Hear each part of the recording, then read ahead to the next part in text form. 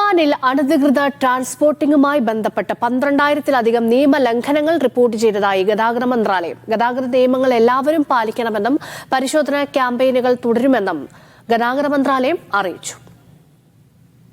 ഒമാനിൽ ഗതാഗത മേഖലയിലെ നടപടികൾ സുഗമമാക്കുന്നതിനും നിയമലംഘനങ്ങൾ ഒഴിവാക്കുന്നതിനുമായി ഗതാഗത മന്ത്രാലയം 2020 ആരംഭിച്ച നക്കൽ ഓൺലൈൻ പ്ലാറ്റ്ഫോമിലൂടെയാണ് നിയമലംഘനങ്ങൾ റിപ്പോർട്ട് ചെയ്തത്.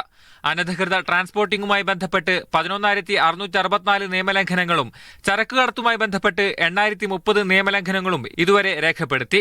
അതേസമയം നക്കൽ പ്ലാറ്റ്ഫോം ഏർപ്പെടുത്തിയ വാഹന രജിസ്ട്രേഷൻ, പെർമിറ്റ്, വിവിധ ലൈസൻസുകൾ തുടങ്ങിയവ ഉപയോഗപ്പെടുത്തുന്നവരുടെ എണ്ണം വർദ്ധിച്ചതായും മന്ത്രാലയം വ്യക്തമാക്കി. അനധികൃത ചരക്കുകടത്തിന് പിടികൂടിയ ഡ്രൈവർമാർക്ക് 200 ഒമാനി റിയാൽ വീതം പിഴ ചുമത്തിയിട്ടുണ്ട്. ലൈസൻസ്, പെർമിറ്റ് എന്നിവയ്ക്കും സ്ഥാപനങ്ങൾക്കും വ്യക്തികൾക്കും വാഹന രജിസ്ട്രേഷൻ ഉൾപ്പെടെയുള്ളവയും നക്കൽ ഓൺലൈൻ പ്ലാറ്റ്ഫോമിലൂടെ ലഭിക്കും. വെബ്സൈറ്റിലും ആപ്പിലും ലഭ്യമായ നക്കൽ റോയൽ ഒമാൻ പോലീസുമായും വാണിജ്യ മന്ത്രാലയത്തിന്റെ ഇൻവെസ്റ്റ് ഇ സർവീസുമായും ബന്ധിപ്പിച്ചിട്ടുണ്ട്. Media 1 Muscat.